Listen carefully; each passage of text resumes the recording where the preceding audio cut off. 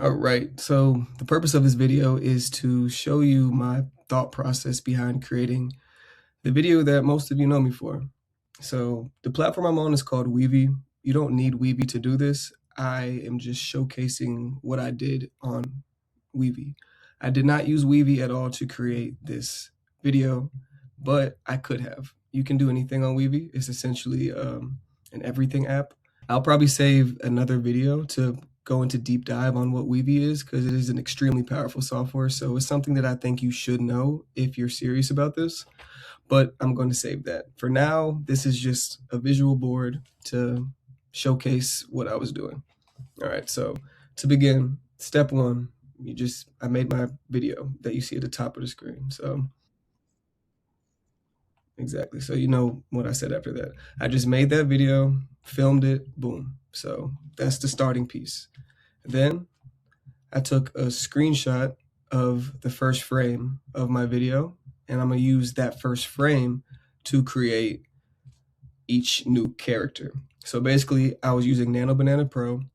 I would put this picture into Nano Banana Pro, and I would say, keep the background and change this person out for The Rock, or for Leonardo DiCaprio, or for myself in a Spider-Man suit. You see the theme. So you're making each starting picture on Nano Banana, and that's creating the frame for the video itself. Let me move me out the way. That's creating the foundation for the video, which is creating each individual frame is really the most time consuming part, is creating each frame and then making the videos itself. It can be time consuming as well, but the most important part I would say is your starting frames.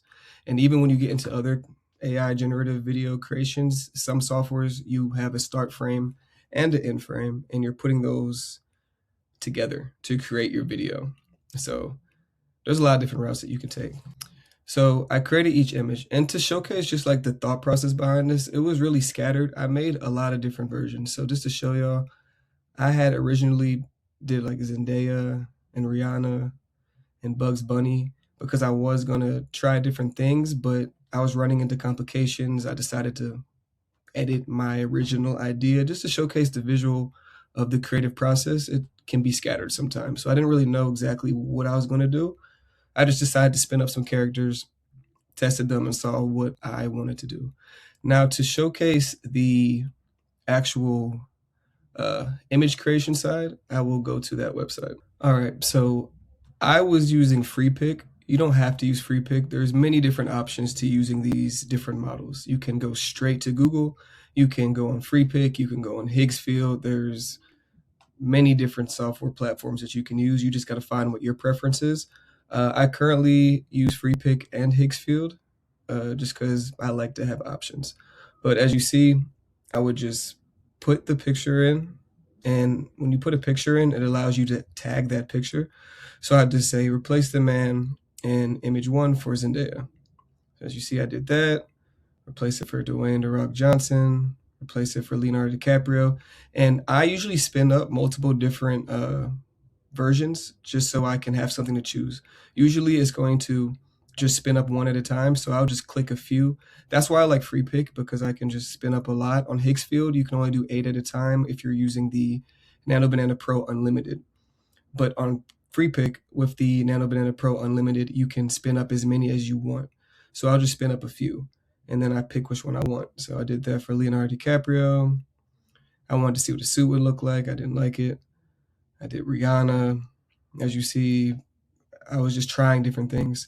When I did the Spider-Man, I didn't really like what I was getting, so I had to keep trying. As you see, sometimes you just have to keep trying until you get what you want. I think I ended up choosing like this, but something like that.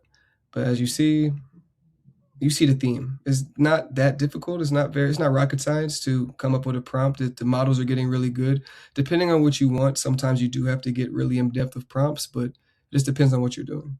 For this particular use case, you don't have to do too much. For here, I said, let's get a real life Bugs Bunny. I was just trying multiple different things. Made myself an old man. Made myself the Joker, Yoda, XYZ. You feel me? So that's how I went about that process. All right, so once you have your pictures, you got the pictures you like, now it's time to bring those pictures to life. So to do that, I used a video model called Kling 2.6 Motion. There are many video models you can use. I'm sure this will be outdated soon, but right now, this is what I like. I'm using Higgsfield right now to begin with. Higgsfield is just a platform that allows you to use multiple different softwares. I use multiple different softwares, as I've said, or I use different platforms. So it's a preference thing, to be completely honest with you. Um, I started off here just to check it out. So on Higgsfield, I chose Kling 2.6 motion control. And the way this works is you have your reference video, and then you choose a character that's going to recreate the reference video. And then we have a prompt to go with it. You don't need a prompt. You can generate it without a prompt. I chose to use a prompt to try to get it to stay together more. And you're going to see that it's not perfect.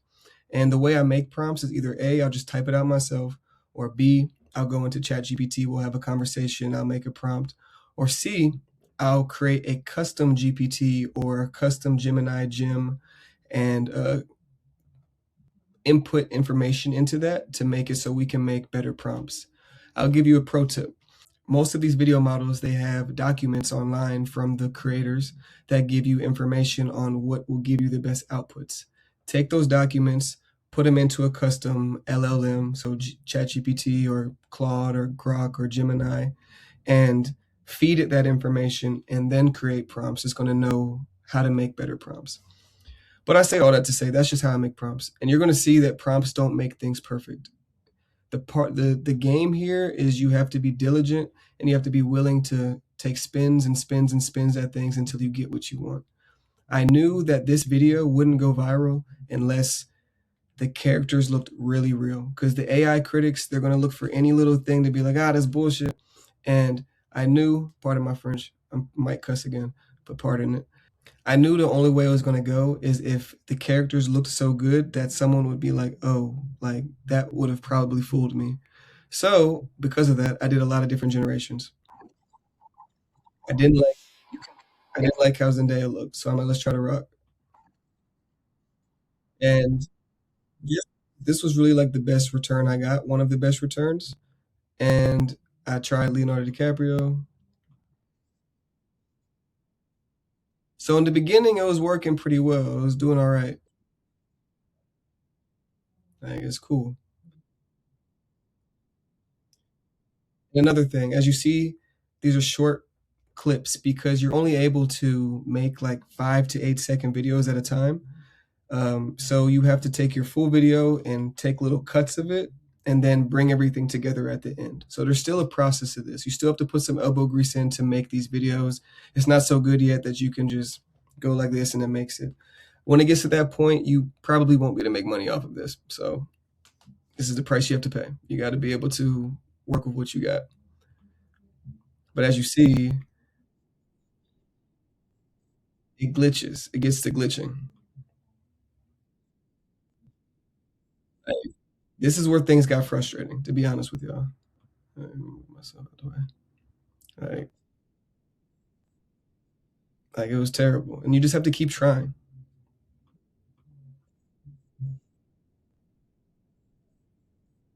So as you see, I had to keep trying over and over and over, and you have to keep. This costs money too, but it's part of the game. I ended up cutting Bugs Bunny out of the entire video because I didn't get a response I liked. I didn't think it was good enough, so I actually cut the part out of the video where I said you can get a fake character. So I had to keep trying. Like, what is this? It gets frustrating. Like, I don't even need to say anything about that. That's just disrespectful. So at this point in the process, when I was doing this, I was pretty frustrated. I was like, yo, maybe the models aren't good enough to bring out the vision that I have right now. But I decided to stay diligent, and I also figured out a way to make it work. So to be honest, my original plan was the whole video was going to be cuts of different characters, but I was running into issues, so I decided let's just do a couple in the beginning and then allow myself to talk and then put one at the end for my own sake. So this is just to show the reality of creating what we're doing. You're going to have to pivot. You're going to have to deal with frustration. You're going to have to understand that these models aren't perfect yet. You couldn't do anything close to this last month. So you just have to be aware of that when you're doing this, and choose projects wisely that allow you to give people what they want. Sometimes it takes smoke and mirrors. But when I got to here, I decided let's go to Kling itself. So I'm using Kling 2.6 right now to make these videos on Higgsfield. I decided to go straight to the source, which was Kling itself. So this is just the Kling application. Same thing, just straight from Kling. So, Drewski, don't worry about that. I just be doing shit. But as you see, I still had issues here. Like, I was getting very weird results. So I had to just keep trying and trying and trying until I got something that I wanted. And that's part of this game. And this was one that I ended up using, and I really didn't like this one at all, but I just knew I needed it to make my story clear, and I just wanted to use just 2 seconds of this so people didn't catch on. I didn't like this one, but I used it. This one turned out pretty good. I was like, we can work with this. Old Man West, that's a dangerous man. That's all I'm gonna say. And then see, then you get things like this. This is, I don't know what that is. Bugs Bunny was just looking goofy. I couldn't do it. I really wanted to use Bugs Bunny, but maybe not now. Maybe next month the models will be good enough that I could use Bugs Bunny. Y'all have to remember how early in this process we are.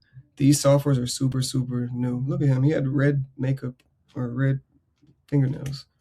I don't know what's up with that. Sometimes they do what they want. But then that one was cool. I'm like, we can work with this. And then Yoda was all right. At this point, I was just tired. I'm like, we're going to work with it. Cool. So that's how you get your videos. And that's what the process will look like. That's a realistic process. You have to push through.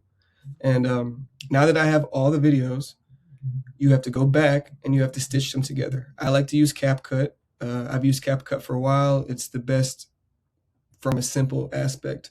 Another one is Adobe After Effects, which I like. And it's more powerful than CapCut, but it's a lot more complicated. So if you're not a techie individual, I wouldn't even touch Adobe After Effects unless you're willing to put some work in to learn that. But I brought this over to CapCut. And for the voices, I used 11 Labs. 11 Labs, I do have an affiliate link, so please use my affiliate link. If you don't, that's cool. Kind of lame, but do what you do. And yeah, so 11 Labs, it allows you to make whatever voices you want. I came to Voice Changer. You literally just drop in the video that I made, and you can choose the voice you want. They have tons of voices. They have a library. You can create voices. You can do whatever you want in here, and choose the settings, and you get an MP3 of the new voice, and then I just put that into CapCut when I made my final video. So y'all see the process. Make your video, make the starting frame, make all the frames from the starting frame, and then bring those starting frames to life. And then you put everything together. And that's how we do this. And also, I don't know if I said this, but Higgsfield and Kling, give me an affiliate link. Like, I'm trying. Y'all have not accepted me for an affiliate link. I will be bringing you clientele. I need that affiliate link, please. But yeah, let's go to CapCut. All right, so now we're in CapCut, and this is how I stitch everything together. So at the top of the screen, I have my original video, and at the bottom of the screen, I have the new videos that I made. When I put a video in here, what I do is I click right here where it says aspect ratio, and I choose iPhone, which is 9:16. Depending on what you're creating, you may pick different aspect ratios, but for this sake, I chose 9:16, so I could have the iPhone feel and then just put 2 videos in there. So as you see, I have the original video, and you can even see where I cut it off for different things, especially removing parts that I didn't want. And at the top, it would just be little sections of each one. So each of these videos were 6 to 12 seconds, but I would only use about 2 to 3 seconds in each one. As you see, this is how you stitch everything together to match up. So on the volume, I have the volume up on this one, And here, as you see, the volume is down. So all the volume is down for these, and I just kept the original one all the way through. And then here's that 11 labs voice difference. So I took the volume down right here where I would speak, and I put that part of the conversation with the changed voice, and I put that underneath. When you're in CapCut, whatever's at the bottom is the bass, and everything else will go on top of it. So that's just how that works. And I worked my way through. And then, yeah, so we did all the hard part, honestly. At this point, is just putting it together. Then I allowed myself to speak because I told you why. And then I just put Yoda at the end.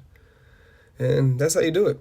And I just exported this, and I got the captions on an app called Captions on the iPhone.